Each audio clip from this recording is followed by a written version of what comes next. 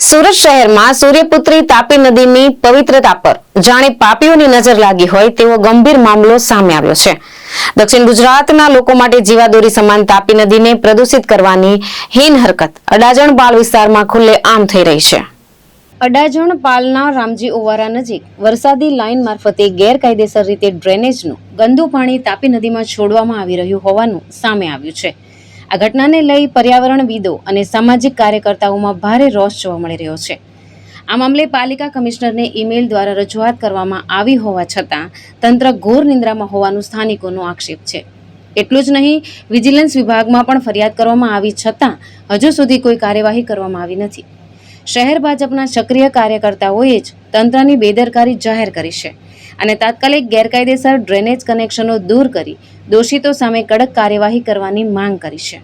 હવે સવાલ એ છે કે શું સૂર્યપુત્રી તાપી નદીના પ્રદૂષણ સામે તંત્ર જાગશે કે પછી લોકોની જીવાદોરી સમાન નદી તંત્રની બેદરકારીને કારણે ગંદકીમાં ગરકાવ થતી રહેશે। મારું નામ મહેશ પટેલ, સામાજિક કાર્યકર અને પર્યાવરણવિદ।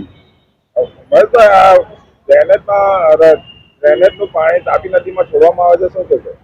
ડ્રેનેજનું પાણી વરસાદી પાણીની લાઇનના મારફતે તાપી નદીમાં છોડવામાં આવી રહ્યું છે।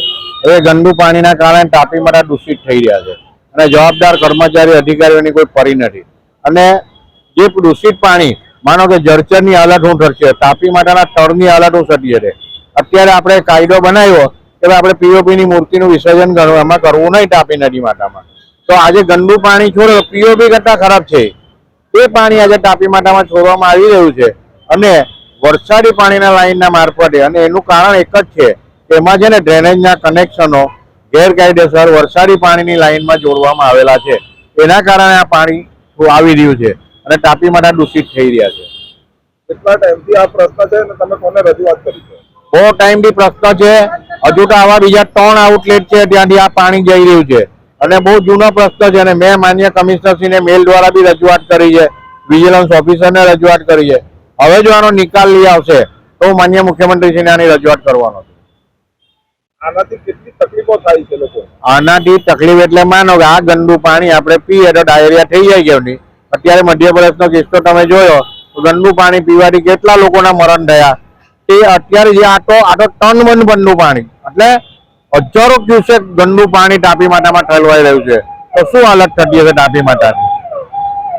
કોણ જવાબદાર છે?